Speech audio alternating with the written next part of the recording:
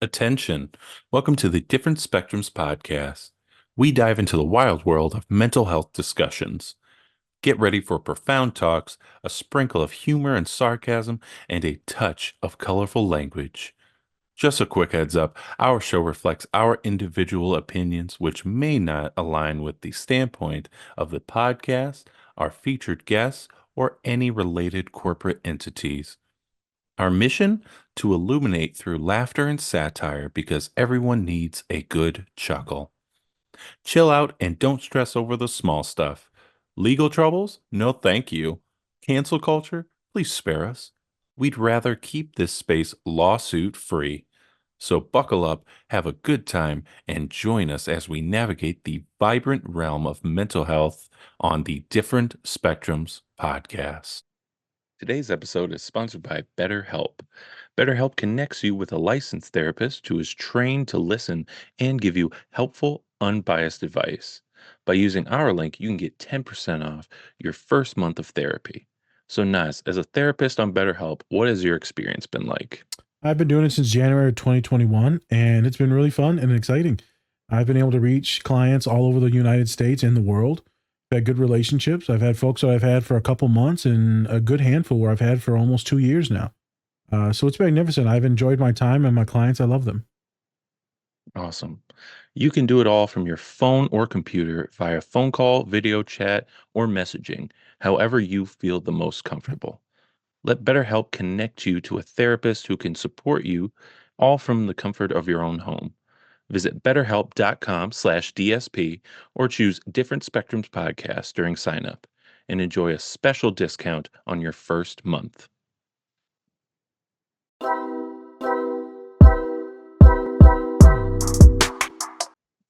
Hey everybody, we back again. Hey, we're back. What a lie. I'm Spencer. Of course, we have our licensed clinical therapist, Naz. They call me the Pepe, the Poobah, the Massa. Hold up. They call me. Wait a minute. They call me the Diddler. Oh, Go on. remember, don't take us too seriously. Or do. It's completely up to you. There you go. Also, don't forget to run up those likes for us. We'd really appreciate it. Hey, it's white tea time. I'm the only one wearing a white tee, but it's white tea time. This is a white tea podcast, so it's about to get crazy. All right. Is today white tea day or something? I slang in my white tea. I bang in my white tea.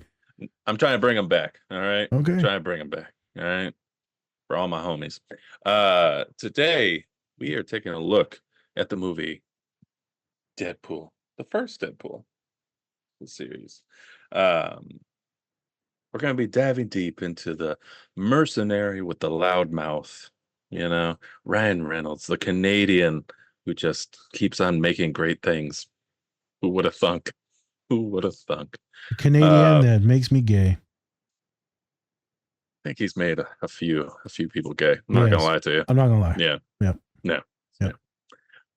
So some topics that we're going to be talking about today. We're going to be talking about disassociating. We're going to be talking about panic and anxiety. We're also going to be bringing up some of our older podcasts that we've done in the past, and how this is a different one. We're also going to be talking about a couple moments in your life that you really got. They can really, you got 4 or 5 moments in your life. That's about it. That's about it. And then also we're going to be talking about what it means to theoretically be throwing through a wall. What does that mean? What does that mean for us in our lives? We just keep on, like we always talk about, getting back up on that horse. But what happens if we keep on falling down a lot? I get back on it. I ride it long and hard. You sure do. You sure do. Sure do. So now is anything before we get into the show? We're gonna have some fun with this one. This will all be a quicker one too, because I know there's a lot of long pods y'all got to get to. We're gonna try to be quicker, but we'll see what happens. Sometimes Jesus takes the wheel. I'm gonna focus really on the anxiety attack one because I had a client that bring up some stuff, and that visual popped in there with him not being able to breathe. Thank you again for everyone listening. We've had some magnificent guests by the time you get to this podcast. Please go check them out. We've had Emmy winners. We've had documentarists. We've had college document. We've had, Olympians on. We've had magnificent therapists on. By the time you get to this, there's some really good fucking content. I'm really excited about it. I'm excited to start getting into season 3 as well. Yes. But yeah, let's have some fun. Let's do this one and let's get out. And then we'll get to Deadpool 2, hopefully about a month after this. And then Deadpool 3 after that. All right. Boop, boop. Boop, boop.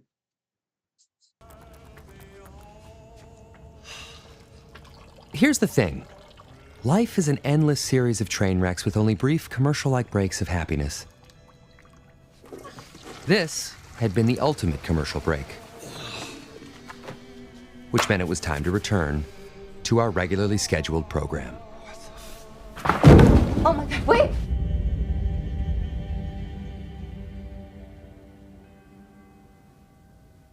You're clowning. You're not clowning. I sense clowns.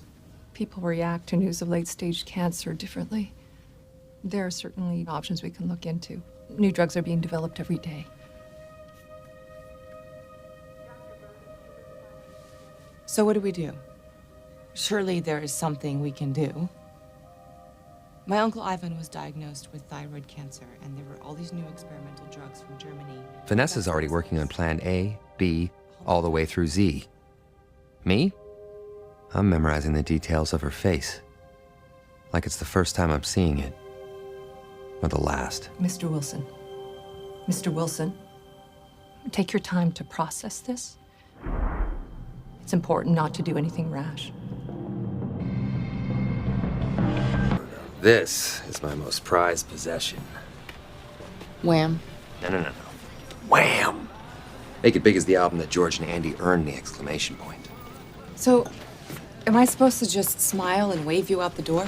Think of it like spring cleaning, only if spring was death. God, if I had a nickel for every time I spanked it to Bernadette Peters. Sounds like you do. Bernadette is not going anywhere because you're not going anywhere. Drink. You're right. Cancer's only in my liver, lungs, prostate, and brain. All things I can live without. Oh. You belong here at home, surrounded by your Voltron and your Bernadette and your me. Listen, we both know that cancer is a shit show. Like a Yakov Smirnoff opening for the spin doctors at the Iowa State Fair. Shit show. And under no circumstances will I take you to that show. I want you to remember me. Not the ghost of Christmas me. Well, I want to remember us. I swear to God, I will find you in the next life, and I'm gonna boombox Careless Whisper outside your window. Wham! No one is boomboxing shit, okay? We can fight this. Besides, I just realized something. You win. Your life is officially way more fucked up than mine.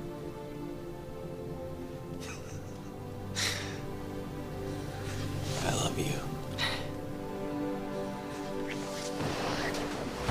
You've been warned before, Deadpool. This is a shameful and reckless use of your powers. You will both be coming with us. Look, Colossus, I don't have time for the goody two-shoes bullshit right now. And you are... Negasonic Teenage Warhead. Negasonic Teenage... What the shit? That's the coolest name ever! So what, you're like, his sidekick? No, trainee. Let me guess. X-Men left you behind on what? Shit detail? What does that make you? Pretending you're not here, Negasonic Teenage Warhead. Can we trade names? Can we go? Look! I'm a teenage girl. I'd rather be anywhere than here.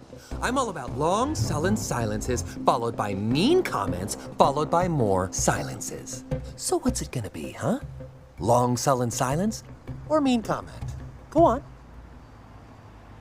You got me in a box here. We can't allow this, Deadpool. Please, come quietly. You big chrome cock gobbler! That's not nice. You really gonna fuck this up for me? Trust me. That wheezing bag of dick tips has it coming. He's pure evil. Besides, nobody's getting hurt.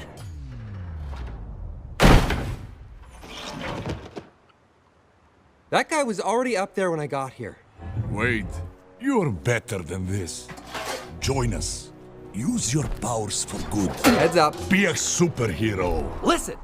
The day I decided to become a crime-fighting shit-swizzler who rooms with a bunch of other little whiners at the Neverland mansion of some creepy, old, bald, Heaven's Gate-looking motherfucker, on that day, I'll send your shiny happy ass a friend request. But until then, I'm gonna do what I came here to do. Either that, or slap the bitch out of you. Wade. Hey. Zip it, Sinead. Hey, douche pool. And I hope you're watching. Quite unfortunate. That does it!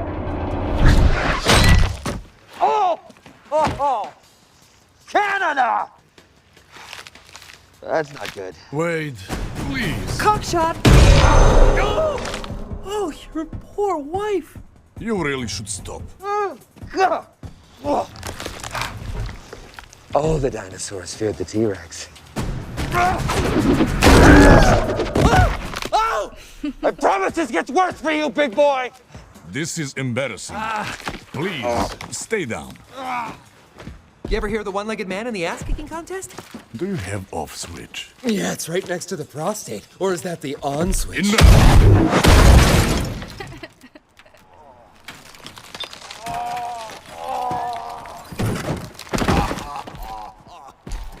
Let us go talk to the professor. McAvoy or Stewart? These timelines are so confusing. Oh. Dead or alive, you're coming with me. You'll recover, Wade. You always do.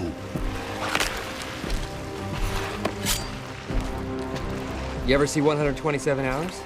Spoiler alert. If I were you. See, here's the problem. Round-the-clock torture is that you can't really step it up from there. Is that what you think?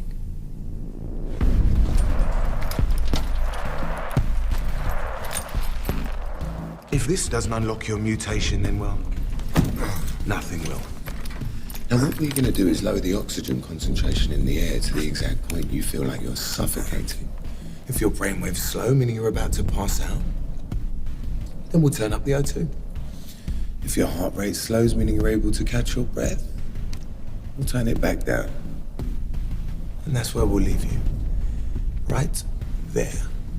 Oh, I thought you guys were dicks before. You know the funniest part of this? You still think we're making you a superhero. You. A dishonorable discharge. Hip deep in hookers. You're nothing. Your secret, Wade. This workshop doesn't make superheroes. We make super slaves. We're gonna fit you with a control collar and auction you off to the highest bidder. Who knows what they'll have you doing? Terrorizing citizens, putting down freedom fighters. Maybe just mow the occasional lawn. What the fuck is wrong with you?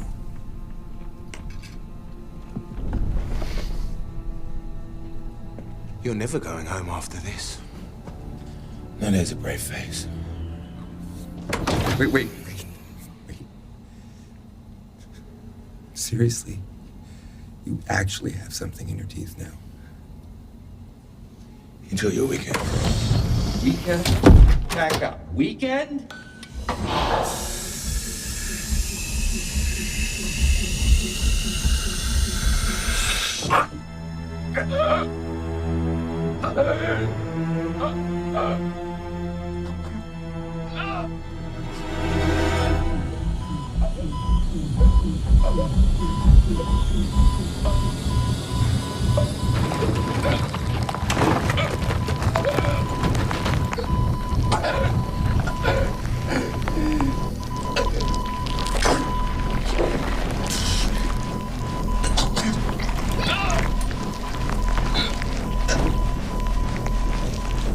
Did I say this was a love story?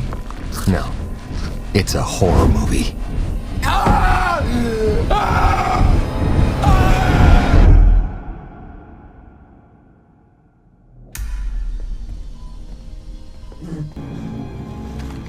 Any last words? What's my name? Who fucking cares? Wait!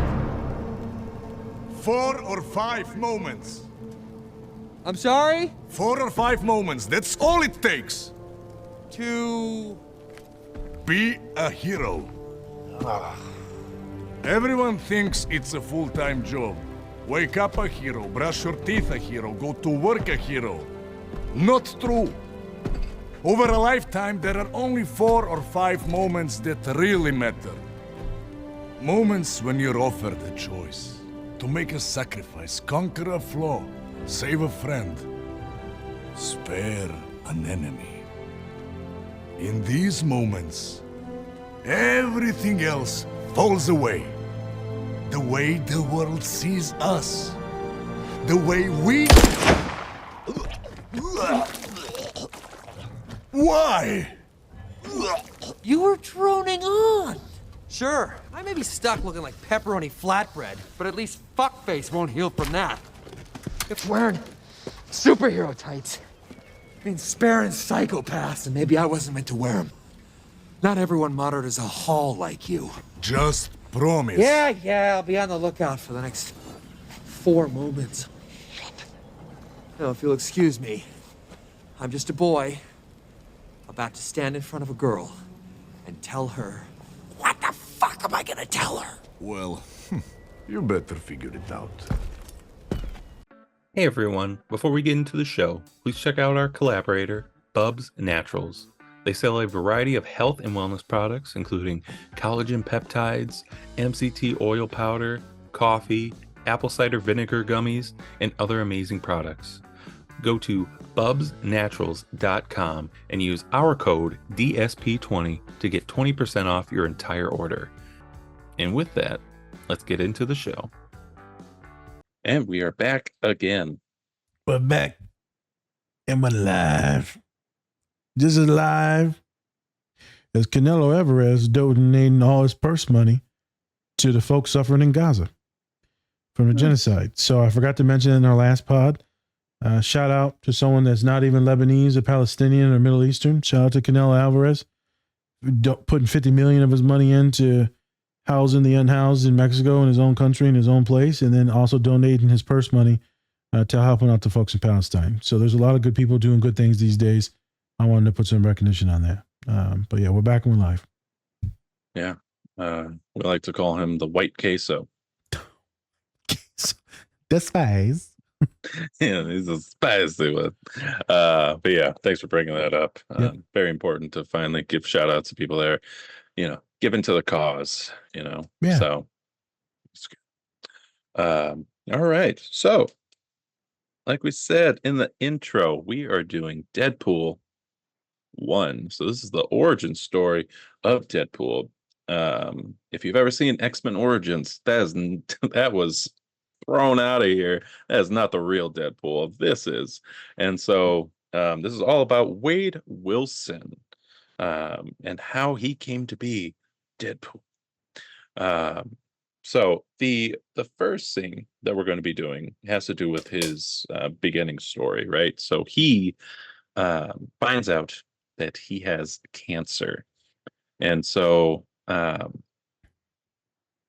the first thing that he doesn't really think about, what should I do to kind of cure this? Should I, start doing treatments and things like that, doing chemo?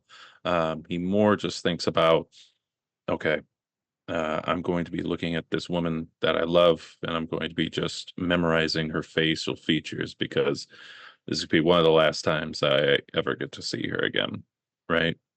And then, of course, his girlfriend is just distraught, but then she's also trying to think of ways to actually make sure that he actually gets treatment and then he can live as long as he possibly can so that they can keep on having those moments. I mean, this is always a tough one because I think everybody who's listening, everybody who has been on the show has had somebody that has had cancer in their lifetime. And it's a very tough thing. Common thing. Yes, it's very common, but it's also a very tough thing to even wrap your head around, right? And for some people, they feel like they want to recluse and just get away because they don't feel like they want to be a burden on the people in their lives. Um, and then you have others who just want to get every step they can to make sure that they can live every day that they can and savor all those days so that then they can keep on having those moments. Um, Definitely have had it where it's a little bit too far gone, kind of like what Wade. And at that point, you're kind of just like, I just don't want to do any treatment because you just turn into a shell of yourself, Yep. essentially, right? Um, and then also, like I said, they like you feel like you're kind of a burden on your loved ones, that they have to take care of you and see you at a point of like kind of weakness that you don't really want to see, especially somebody like Wade, who ex-military, mercenary, somebody who's had Badass. tough, yeah, badass, tough childhood, things like that, has really grown to be this person and actually has fallen in love with somebody.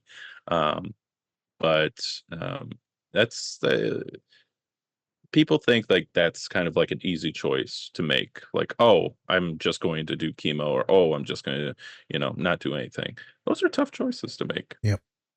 Those are really tough choices. And there's no right decision with that, to be honest with you.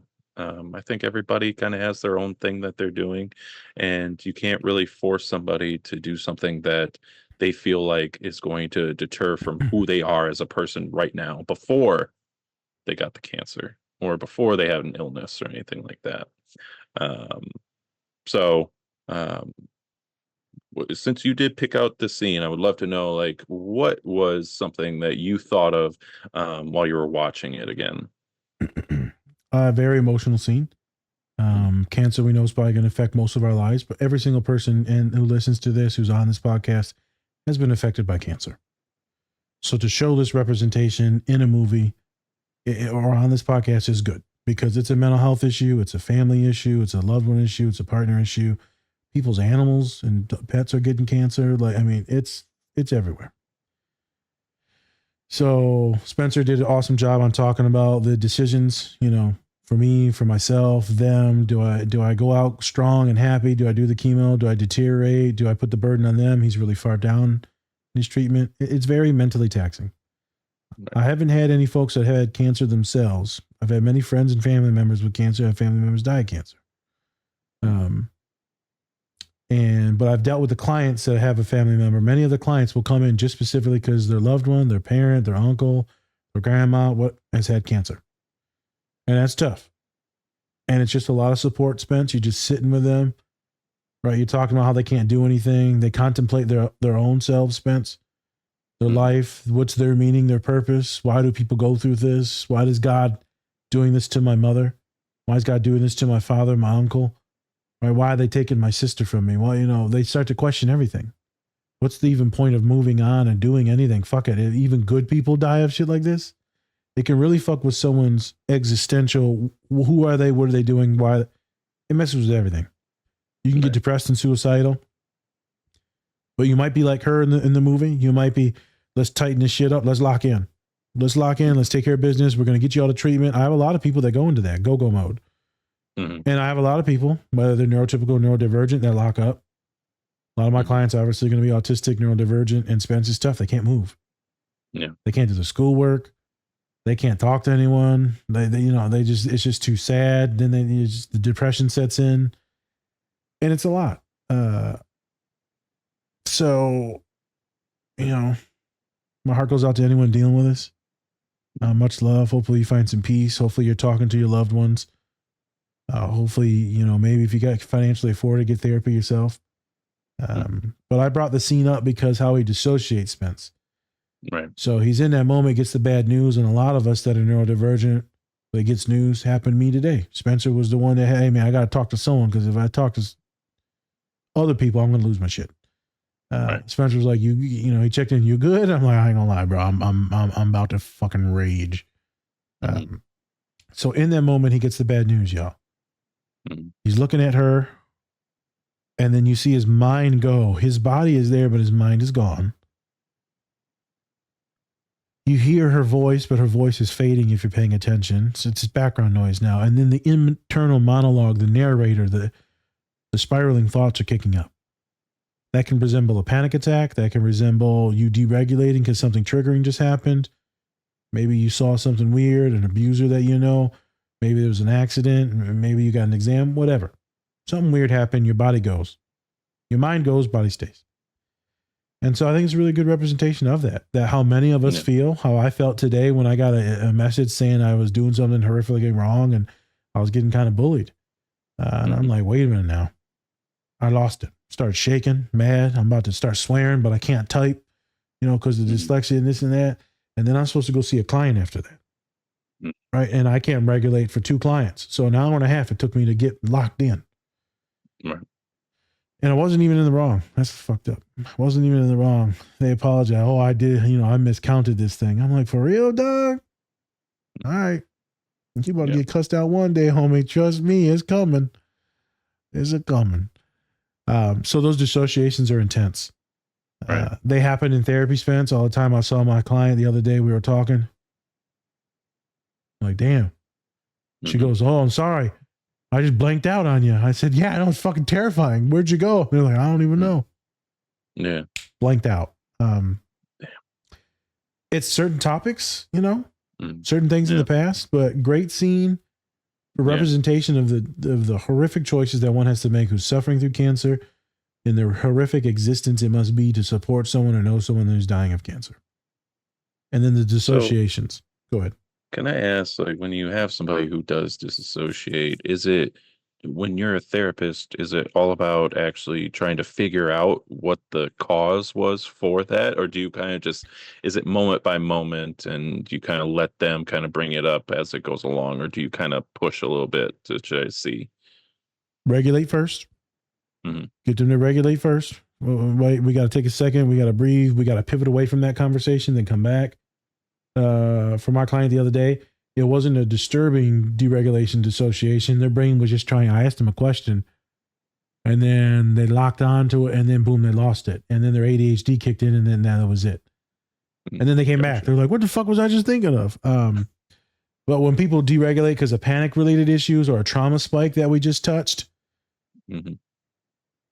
I mean, you can see it, man. They do that deep breath like we're going to talk about where they can't breathe. They kind of like zone out and it's like the life leaves them. So I'll pause and do some what we call like somatic work, trying to figure out what's going on with their body. What are they feeling? Heart rate, blood pressure. They getting sweaty. If they zoned out, where did their mind go? Was it a certain thing that I said? And if it was, is there a way we can avoid that? Or do you want to push further? Always get consent if you're going to push further. You're not going to just push and fuck them up more. Right. You got to make sure you can get them to come back. I've had some clients that are autistic that they full on dissociate where they're going to catatonia. So catatonia is even worse where they legit like nonverbal, not there. Like they're gone. They're in fucking, this is derogatory, but like cuckoo land. And that's kind of scary, but I'm not too scared. I've had a client do it a couple times last year for like couple minutes every once in a while. And then one time it was like legit 15 minutes. And I was like, all right, I'm just going to sit here. I'll check in like 5 minutes. I'll try to do a couple tricks or verbal things to like kind of make them frustrated with me. Not angry, but like, oh, hey, how's that one thing that you said you did? Isn't it like this and this? And like, they're like, no, that's wrong. Why would you say that?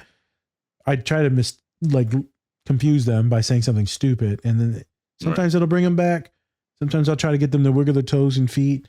Not all dissociations are bad, but in that specific one, that was legit dysphoria. And that was a horrific thing for him. And anyone who gets bad news, my heart goes out to you. Hopefully you can regulate. Hopefully it doesn't happen when you're driving a car. Right. And then if it does, pull over. If you get horrific news, and you pull over. I don't even like my clients, Spence, if they get bad news and they're on their way to therapy or from to back home. I'm like, I don't even want you driving. Yeah. Because you might be like me, dissociate. I don't even know where the fuck I'm at half sometimes when I'm driving. Kind of like what's her face from Better Call Saul. She just disassociates, and then all of a sudden she's like in a ditch, Yep. like hours later at night when it was daytime Yep. when she first disassociated. Yep. So I remember that. Yep. It can happen with those panic attacks, bad news. It can happen, man. It is a thing that people go through. It does not mean you're crazy, right? It just means you're overstimulated or overwhelmed. Okay, maybe you didn't eat and your blood sugar's low. That could happen too. You could have a stroke, But if you're neurodivergent, ADHD, or autistic, most likely, schizophrenic, bipolar, most likely you got overwhelmed and your mind was like, "I'm going to protect you." We going night night. That's what that is. Your body's like, "Night night, son." Go sleep. Yep. So I just want to do that real quick. Just talk about it. Very well done. Yeah. Very sad scene. It's going to be a little triggering. I'm sorry for some folks that are going through it. Yeah. And I think that also when we talk about just not only for for Wade, who's actually disassociating as well, he's also using humor at a very dark time as well, because that's just his personality, is Mine too. using humor every time, even though it might not be technically like appropriate, but that's how he kind of copes with these certain things, right? He's talking about Wham, he's talking about other things in his life that are happening, but yeah, I think that's also a good coping mechanism. It might not be, some people from the outside might not seem like that's a good thing, but at the same time, that is how he is coping with this bad news that is happening right now. Yep. And so, making jokes and things like that. And It's even though okay. he's pretty much, yeah, it's okay. And even though he's pretty much telling you, like, I'm about to like literally go in a cave and like die. So, yeah. But you'll see a lot of neurodivergent individuals enjoy that humor, Spence, because it breaks the tension, especially with folks of color. It breaks the tension, man. I don't want to just be sad. It's nice to pivot every once in a while, right? I'll love someone, give them some compliment, and then I'll throw in some shithead stuff. The other day, me and Spence had a great podcast. We were talking about, suicidality, men's mental health. And I texted him because I wanted to text him and Colin and Moses and little Mike like the day before and tell them that I loved them. So then I shot the text out. I'm like, I love you, but fuck y'all. I'm like, love you too, you fucking weirdo. I know, you called me a weirdo. Then there was some other graphic, slur-based thing said, not from you, but other people. I know. I was like, I know which one this is. Yeah, you know who that was. And then Mike said, I love you, right? And then Moses did too. And then but Colin didn't say nothing. He just can't, bro. He really can. He's just like, no. He didn't even heart or like it, bro. I'm like, he didn't do nothing. He just let it go. But right, some folks, we got to have the humor. So all of us had humor in it. And Colin's just like, I'm avoiding all of this. I don't like this. So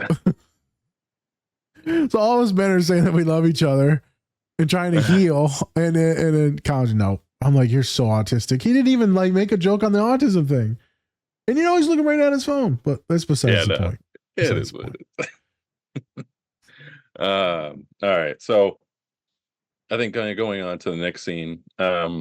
So this is the original bridge scene. So a little bit of context to it. So before this movie even came out, the leaked test footage for the scene that happened previously before this was actually the reason why Deadpool even got a movie at all. Oh. Because it leaked and everyone on the internet was like, this is amazing, we need to watch it. And then it comes out that Ryan Reynolds might have been part of the reason why it leaked. Yeah. Which, hey, he had a dream. He knew that this movie was going to sell and it was going to be good. He just needed to give a little push to the studio. Yep. Yeah. And so that's how this movie was made. And so he kills like 12 people in a row with 12 bullets or something like that. And so now he's finally getting Francis, this guy who tortured, who pretty much killed all these different people and pretty much sold them all into like mutant slavery. Yep. Essentially. And he's finally about to get his revenge. And then comes in the heroic X-Men, Colossus, and Negasonic Teenage Warhead. What a name. They're like, we couldn't get too many X-Men. We could only get two. And one I've never even heard of before this movie. Correct. I'll be honest with you. Never heard of it. And so we finally have the scene. He's talking to Colossus. And while Deadpool is talking to him, Francis is just getting himself out and he runs away. And then Deadpool kind of goes off on Colossus and tries to hurt him and doesn't go the way he wanted it to. No. But he also, I think, wanted to let out some frustration and then pretty much got every bone in his body broken at the same time. As one does. As one does. So we kind of talked about it in the intro also where where we just keep getting pushed down. And it doesn't matter what we do. We keep on getting pushed down and we can't really seem to get back on that horse because every time we do, we just keep getting taken off. So really we're kind of talking about how people who really flimsy arms, people who really try to keep on going and going, just keep on getting this pushback from just life in general. And that could really mess people up, get you really depressed and makes you not really want to do anything. Suicidal? Because if you try to do something, then it goes horribly wrong and it just keeps on going down. Have you had kind of clients like this? Have you had personal experience like this where just life just keeps on bringing you down? I ain't gonna lie, bro. Ain't a person on this motherfucking earth that ain't had a moment like this where you had a bad day. You know, you wake up late, you know, car got a flat tire or you're out of gas, you spill your drink on you, right? Your computer breaks down, you got to restart it 10 times. You know, someone yells at you. You just get, it's just one of them fucking days. The other day I had a long day at work. You know, I'll come home, eat my salad, you know, shake it up. The motherfucking salad dressing ain't screwed on, and salad dressing just fucking sprays everywhere, goes flying everywhere. It's all greasy and shit. I cussed Salim out so bad, like, you rotten motherfucker. What do you do? Bro, because I know he didn't put that shit on, bro. He never screws anything on. Piece of shit. So you just have those days, bro. Obviously that was like very surface level things, but like some people get it raw, man. They get trauma, abuse. And by trauma, I mean like mental, physical, sexual, emotional. And, you know, and then maybe they don't get housing. Maybe they can't get into school, college. Maybe they get a horrible professors in there. Maybe they get assaulted in school. You know, maybe their parents die while they're in school. It's just thing after thing after thing after thing. Right? I've had clients, Spence, that they've been through so much loss and death, and they're just like, bruh. And then they're like teachers now. And then some of the students take their own lives, and they're like, bruh. And I'm like, I don't even have to tell you, man. Like, and then he's like, it's just a matter of time before you go. Whether, you know, I was like, but you might graduate, so you're going to leave me. He's like, but still, though, it's still gone. I love this human too. A very, very magnificent, awesome man. And it's just tough, man. So life can just keep kicking you in the balls, keep kicking you right in the head. So do I know clients? Yes, Spence. Have I been there? Yes. Right. The life to me has been a dumpster fire for a while, but there's a lot of good things too. It's a dumpster fire for a while. You know what it's like to get continuously kicked in the balls through your life experiences, jobs and searching, relationships, all types of stuff, man. You're just like tired, man. My clients are just like, I'm just tired. I'm done. I'm tired. Looked at a client today. They're not the best with verbal communication. And so they I had them write in their journal because they're magnificent at writing. They didn't even know until I told them. And I was reading and I was like, fuck me, man. They're just like, I'm done. Everything's tiring. I can't even get out of bed. I'm like, you didn't even tell me. I'm thinking in my head, you didn't even tell me this, but you can write it. And they're like, I don't want to play this game anymore. Just to work a job I don't even fucking like. And then have to answer my phone. I don't even like getting notifications on my phone. I hate the noise. And then I hate knowing that I have to respond to someone and do all this and just keep waking up and grinding. And they're just like, I just want to be gone. Not die, but gone. Mhm. So do I know them, Spence? Yeah, I deal with them every day. I've got sweethearts that come in now. I don't want to live like this anymore. I said, but you're doing good. You're healing. But I'm always going to be fucked up. I'm always going to deal with anxiety, the depression, the ADHD, the frustration that you can't focus, this eating disorder, right? He will come in. I don't want to live like that. Who will love me? I said, come on, man. They're not going to love you because of this. Mhm. It's people struggling, Spence. Right. People struggling. So this is a really funny scene. Let's pivot back to the scene. Yeah. Where he's punching and boom, he breaks his arm. Boom, he breaks the other arm. Boom, he does a kick. And it's funny as shit, but it's real. Like you throwing these punches at the world and you just It's just the T-Rex is mighty. T-Rex is just I know I was just sad right there, laying it on heavy to y'all, but life is a bitch. Yeah. So before we kind of get a little bit into that more, so there's also this relationship with Deadpool and Colossus where Deadpool has more of a more bleak outlook on the world, Nihilistic. right? Yes, nihilistic. And then on the other side, you have Colossus, who is a bit more positive, right? Because he's the superhero. He has to be on that positive energy to kind of keep from the world from just imploding, or his own world from imploding. Who do you see yourself as? Do you see yourself as more like the nihilistic side, or do you see yourself as more as like, okay, hey, we're going to keep bringing you up no matter what you do, no matter who you kill. we're going to keep on helping you and trying to make sure that you get the best of the best, no matter what, because I see potential in you, because that's what Colossus is pretty much saying in throughout the whole series is like, I see potential in you, Wade. It's just that you actually need to fulfill that.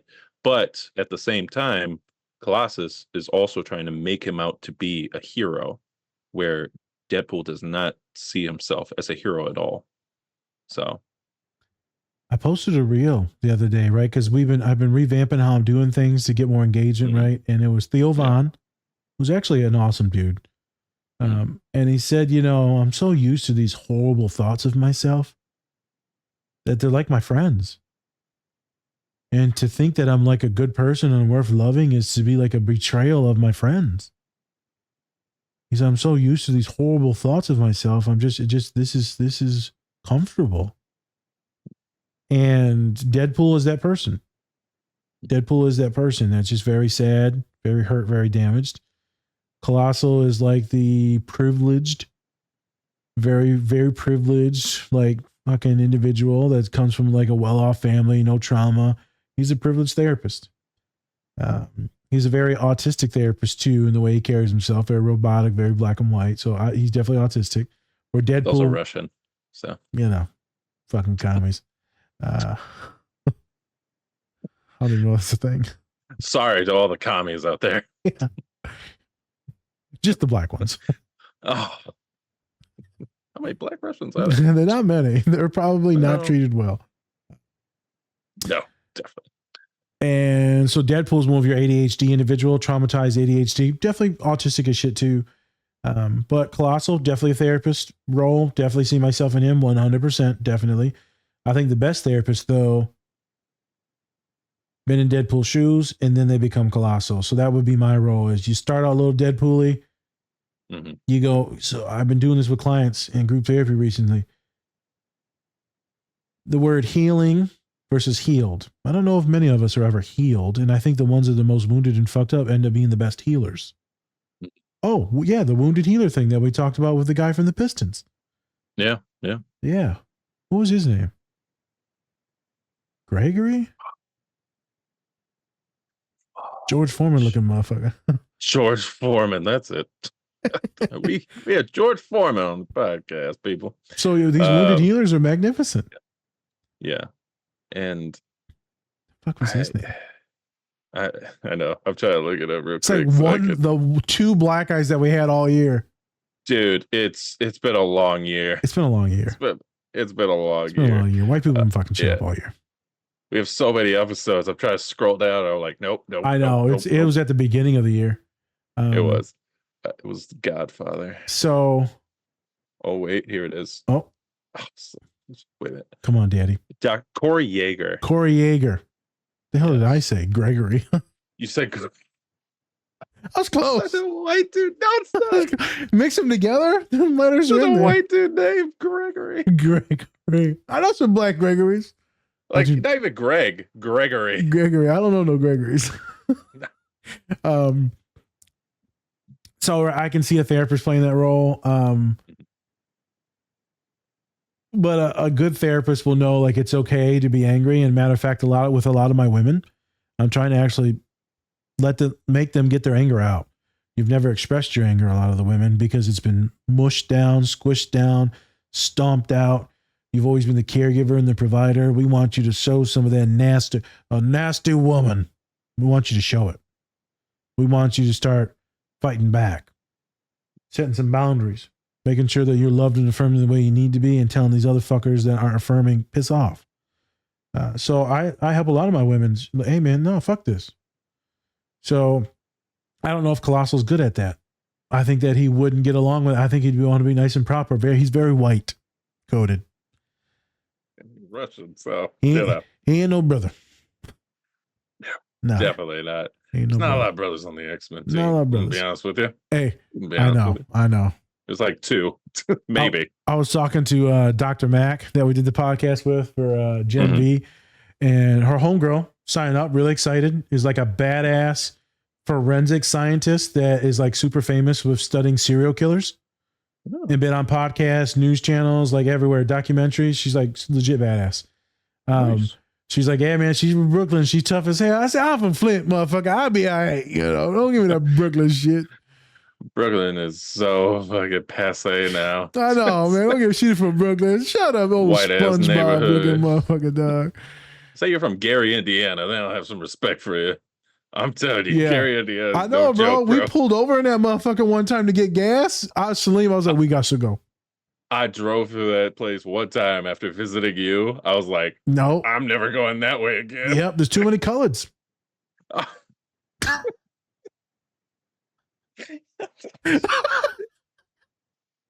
Jesus Christ. Too many for my liking. There's too many. Not one white person? Damn. Woogie boogie, motherfucker. Oh my God. Bro, we went in that gas station. I was like, bruh, this hood is hell. And I don't care what color you are. Like, this was like sketch as shit. It was like when we went to North Dakota. That one was bad. It's kind of like that, but this place we went to was packed. Yeah, this was in Glacier. Yep. Through Montana. Yeah. Bozeman.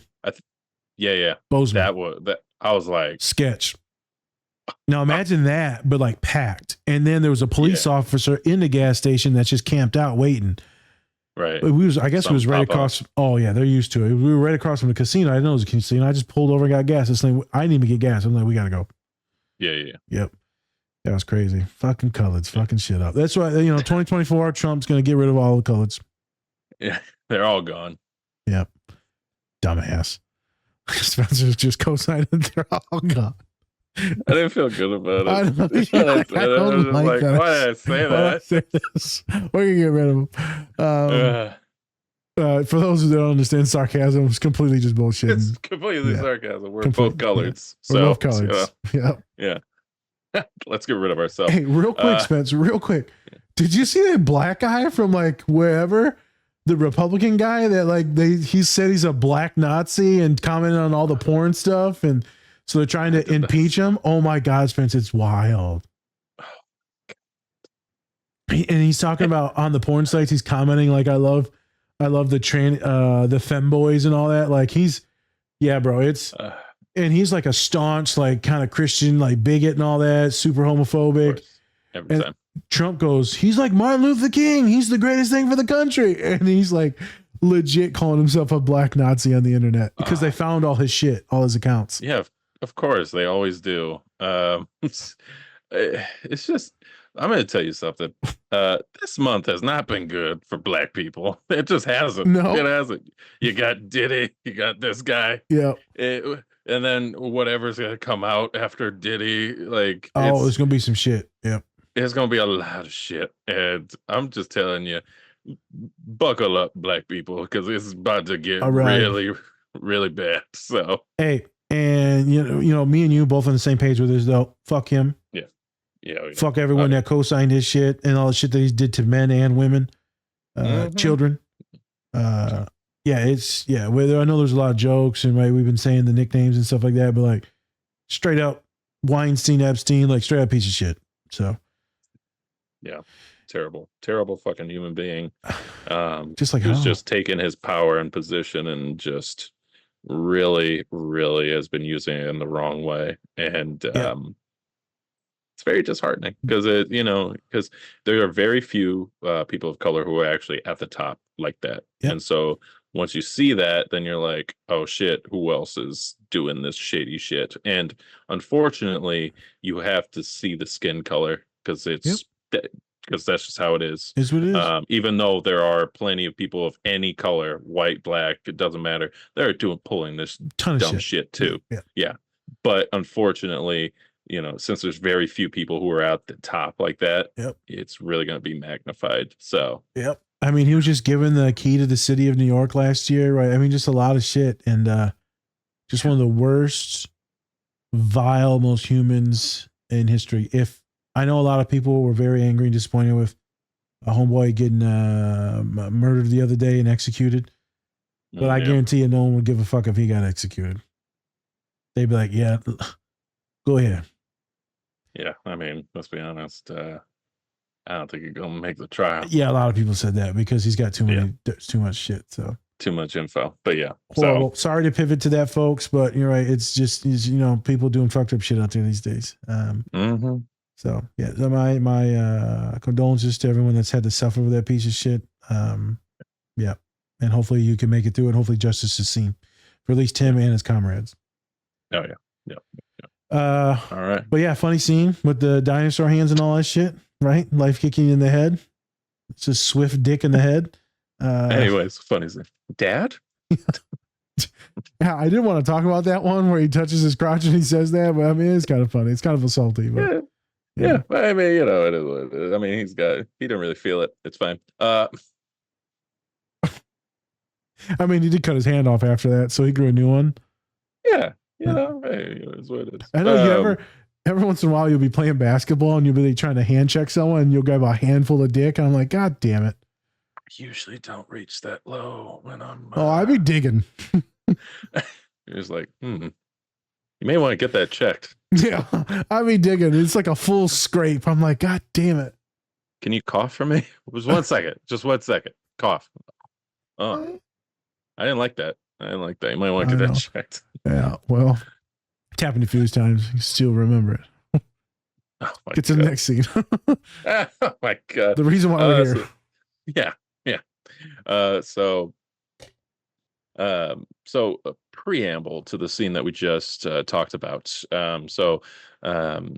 Wade finds out he has cancer. Then he also gets approached by this really creepy white dude in the bar who's just like, hey, we can help you with your cancer. Very like, who creepy, are you? Yeah. Very creepy. And so once Wade finds out he actually has cancer, and feels like, okay, at this point, I actually do want to live. I want to have a longer time with my girlfriend, and I want to make sure that, I can live far enough to where I can actually be with her for as long as I can. And so he goes in for this treatment, and they pump all these different people who are dying essentially with this serum that turns them pretty much into a mutant.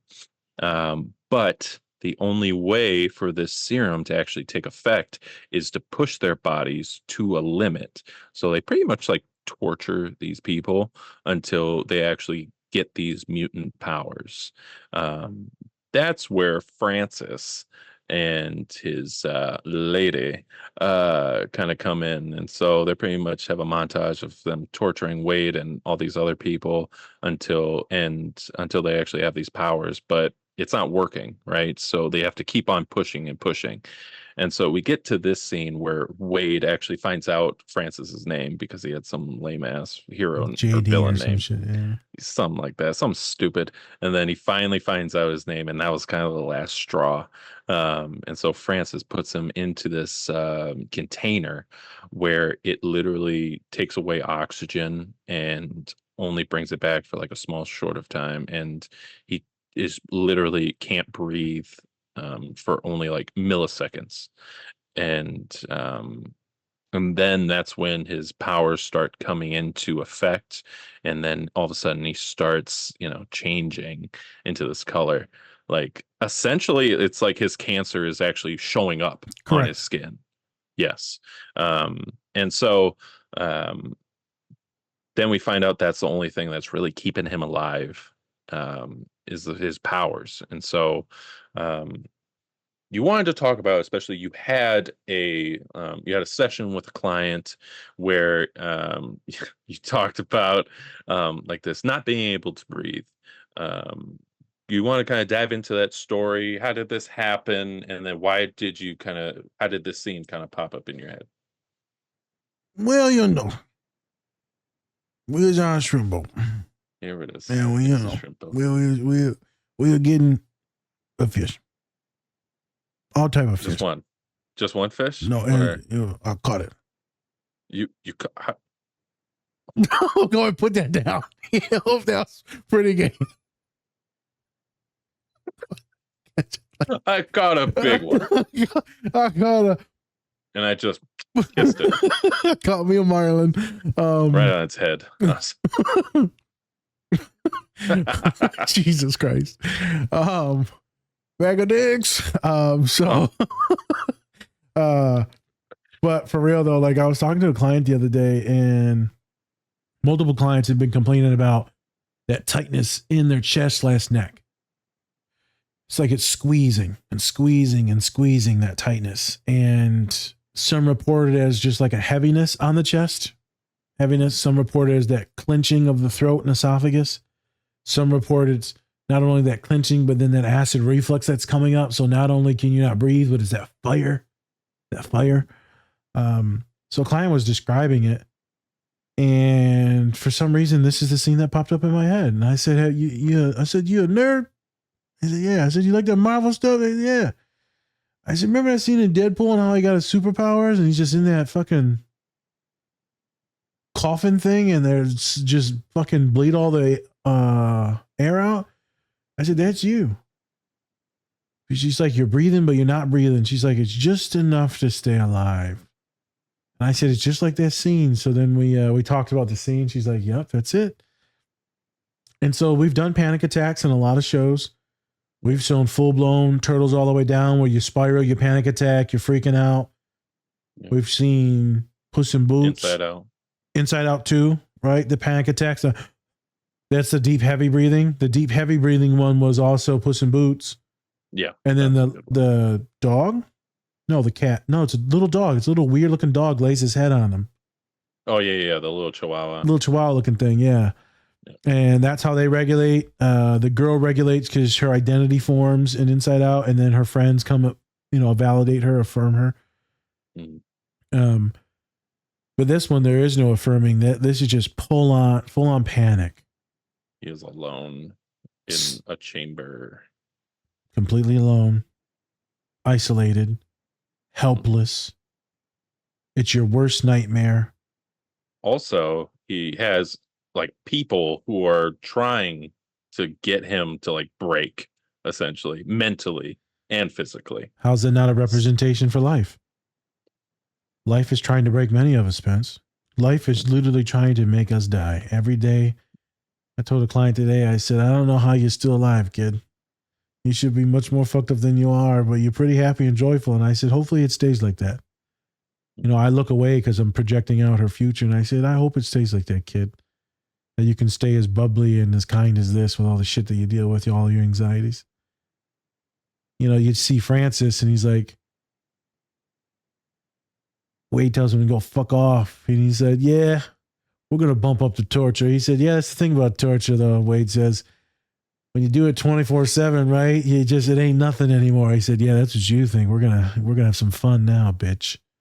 Yeah. And I think that's what life is for some folks that are very depressed or autistic and burned out, neurodivergent, burned out, can't get a job. Horrific things happen.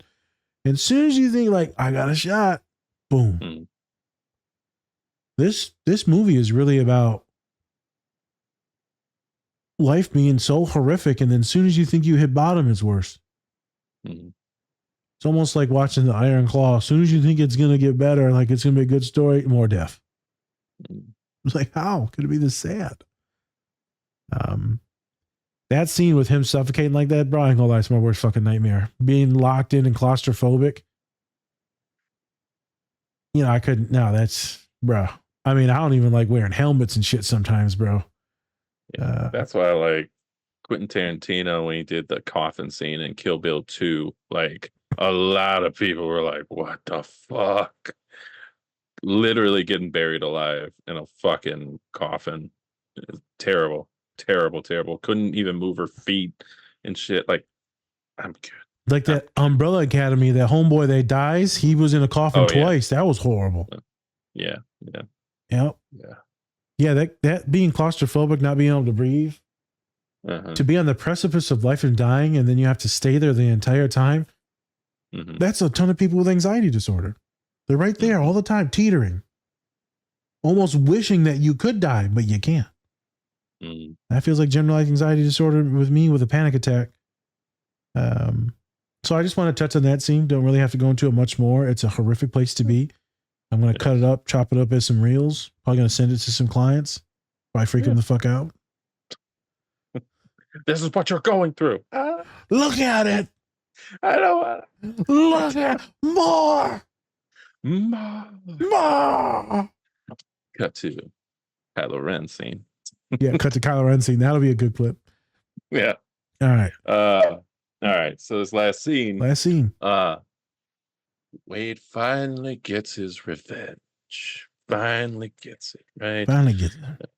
Finally gets he it. He finally gets Wade, that good nut. One shot, one opportunity. That's it. You only get one, Mike. Mom spaghetti. All right. So this is at the end of the movie. Wade finally gets Francis and has a gun to his head.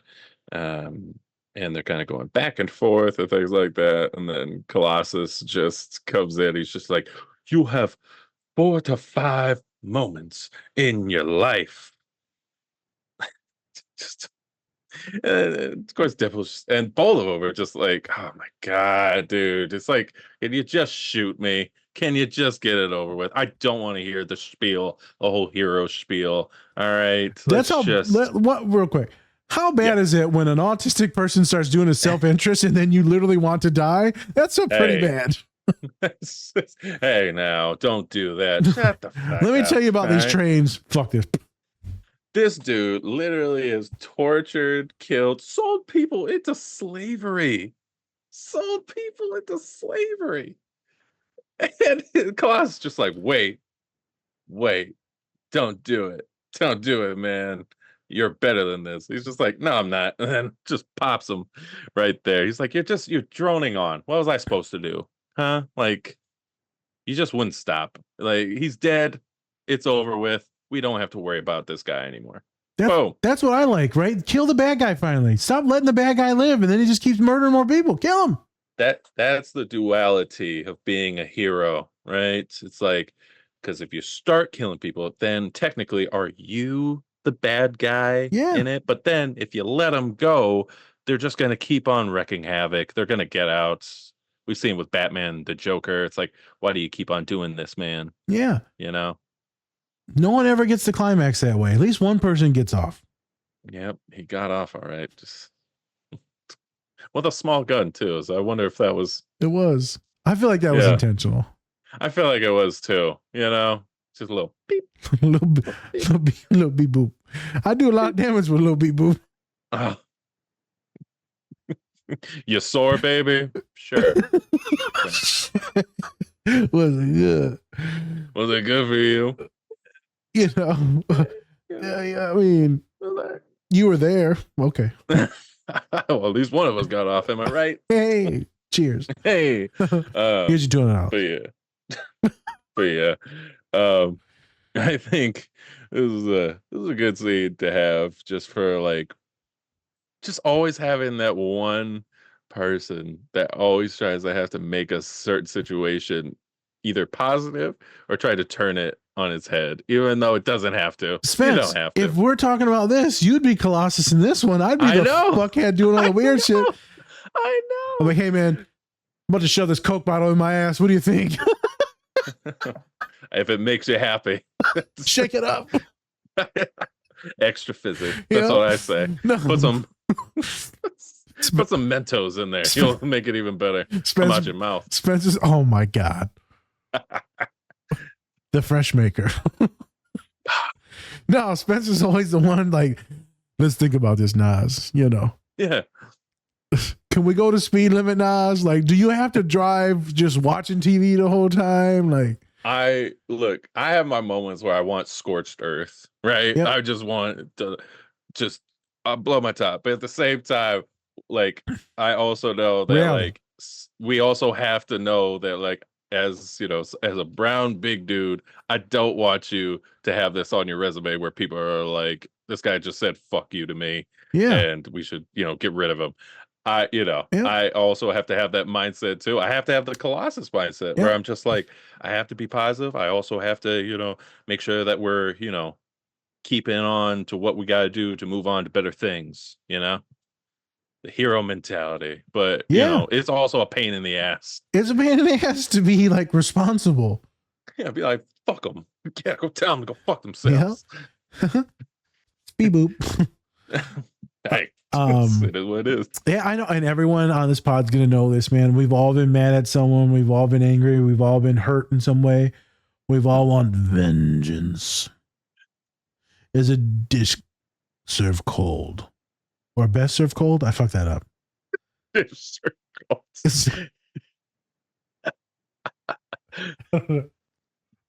It's a vengeance. It's like a hot pocket. Hot on the inside, cold in the middle. So I like my... Never mind. Oh, wait a minute. Hold on. Just how I like my butts. Think of anything else. No, that's what I wanted to say.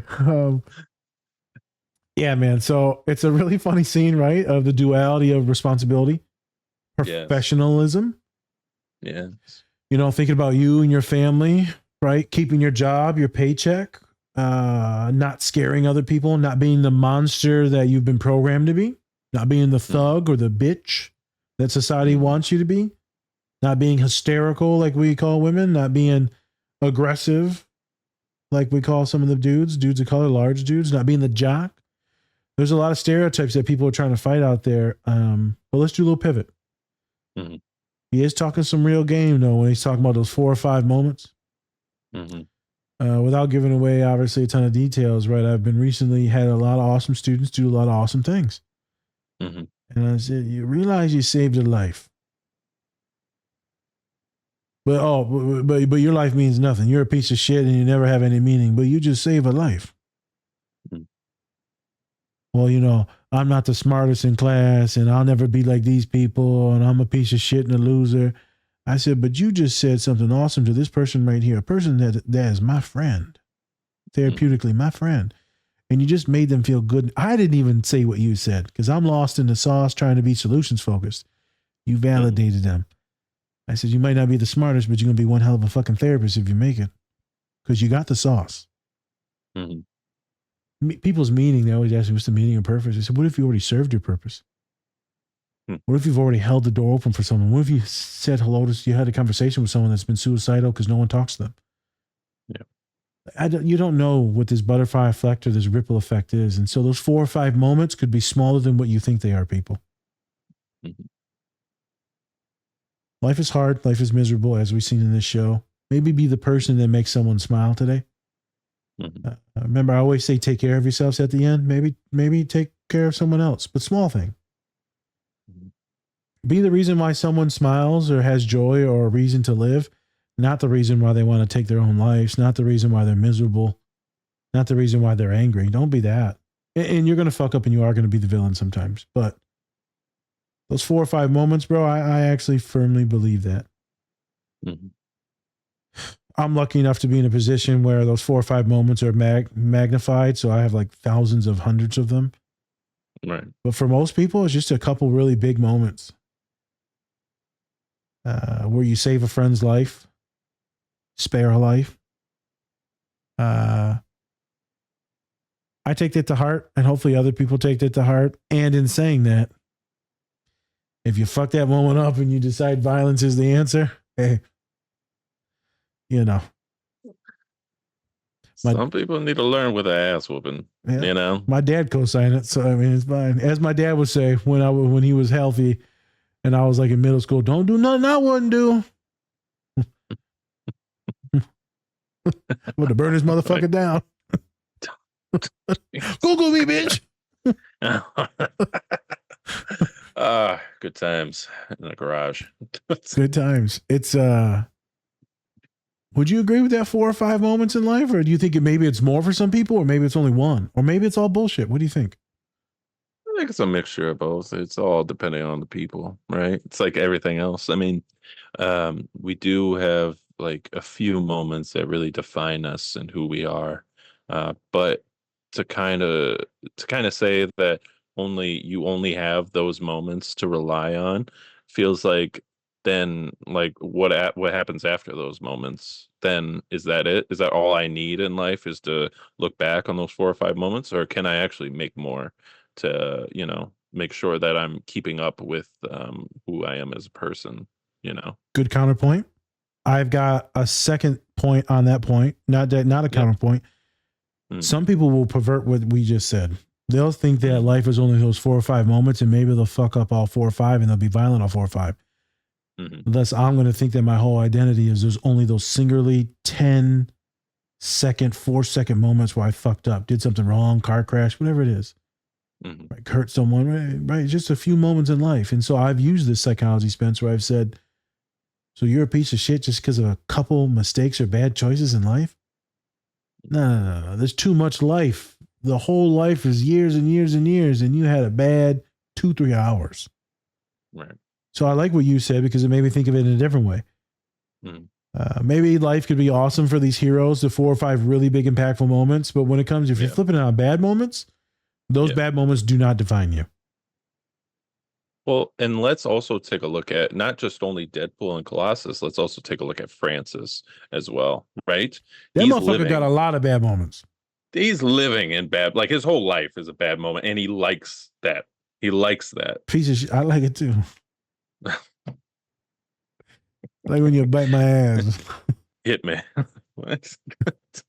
But like he's not having, because Colossus knows that he is a bad guy. He is the villain in this story. Yep. And he has no redeeming qualities to him at all, because that's just who he is now. Because then we also get those people in our lives who don't really have those redeeming moments, and you have to cut those people out of your life, because then they're just going to keep on bringing that negativity. They're going to keep on bringing like just bad thoughts, abuse to that relationship, and then I'm not saying, do what Wade did it by any means at all, but kind of cutting people out of your life. You metaphorically kill him. Yeah, metaphorically. We're not saying actually. You kill him with your mind penis. Wait a minute. You fuck him to death with your mind penis? What? What did you just say? What did Oh you my just God. say?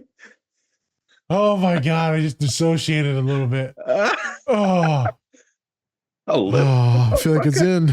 It's in me. Oh, don't die now. My mind penis. He got fucked to death by his mind penis. Oh my God. That's what you call good therapy. But you're right. He's got no redeeming qualities. He's a piece of No. shit psychopath. Yes. So it's like, is Wade is not wrong, but then Colossus is not wrong either, right?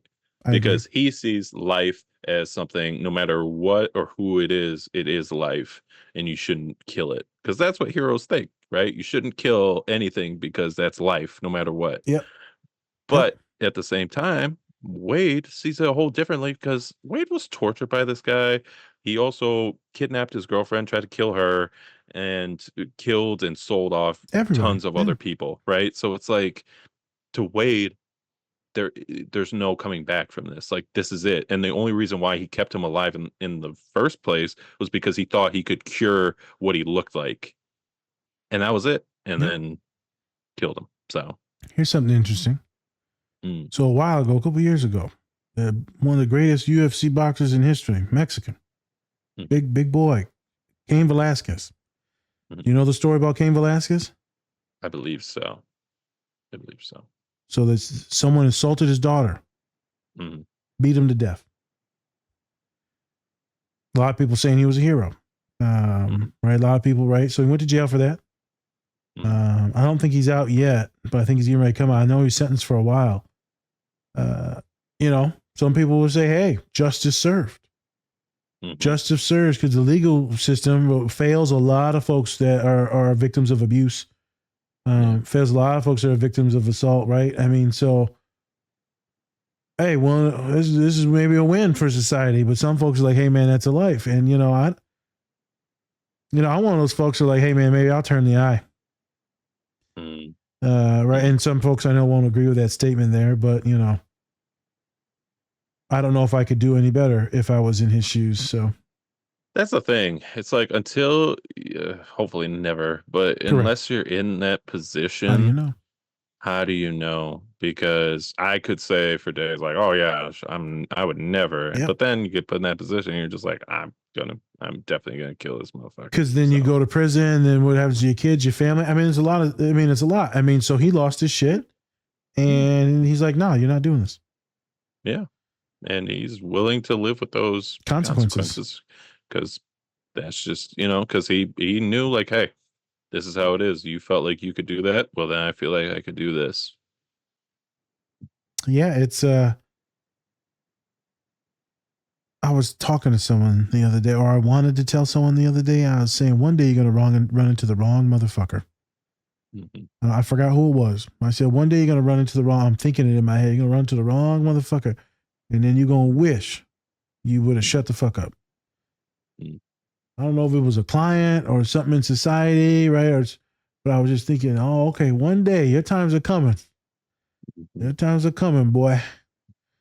You would. And like, sometimes you wish that people would learn that early on so that then it doesn't have to get to that point. Yep. But some people are just so thick-headed and ignorant. And ignorant. And they just, like, it just gets to that point where everyone's wishing you would fail in a way. Yep. Right. And you don't want that, but at the same time, like, these people just keep on just acting a fool. Yep. And hurting others. And sometimes you wish it bites them in the ass and that they get their ass whooped. Sometimes it doesn't happen, and they never learn at all. Bad people end up living good lives and get away with a lot of shit, Spence. It's a horrible world sometimes. Yeah. So yeah, maybe y'all in the comments or DM us. Colossus, is that his name? Colossus, right? Wade, right? Don't say you were doing any violence, because I don't want you to get in trouble as a record. But like, who was right? Who was right? Who was right? Who do you agree with? That's a question for today. Another question for today is the panic attack thing. Do you relate to not being able to breathe, to suffocating, to be in like this coffin? Do you relate to that symptom? And does that make sense for you? Can you visualize it? Well, I don't want you to visualize it, but is that the visual that comes to mind? And then I just hope all of you suffering with family members that are dealing with cancer, friends, loved ones, coworkers, that you love them, you get support for yourself, and may you do the best with that situation that you can, because you never know. So I just hopefully you take care of yourself. Can I ask this real quick? This Go is a ahead. question that'll probably turn into a reel. What's worse? Is it a glass coffin like Wade was in, where you could see people living, doing their shit? Or is it worse to be in a coffin that's closed off in darkness? I ain't gonna lie, bro. I'm gonna die either way. Like, this is my nightmare, to be in a suffocating place with my big ass. What's worse is, I guess you're trying to get at the visual of like seeing people pass you by. I mean, I would rather As you're have like slowly dying. I would have maybe the visual instead of completely pitch black, because then your mind's just racing. At least I can see things. Because, you know, my imagination will take over and it's just fucking clowns and like fucking baboons throwing shit on the wall. It's not fun. I don't need to be left in the dark. I don't even like the dark in my hallway. Like, I'll run, I'll like trounce from the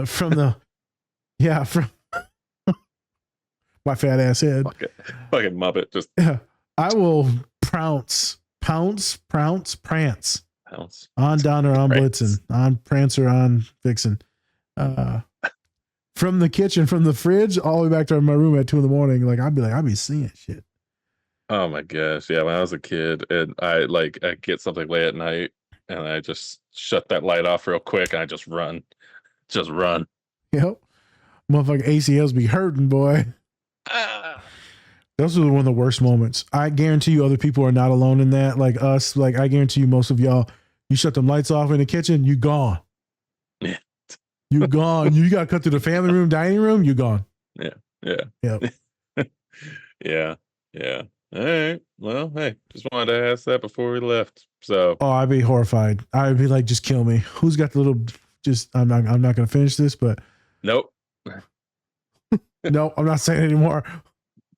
All right, folks. Thanks for watching. Yeah.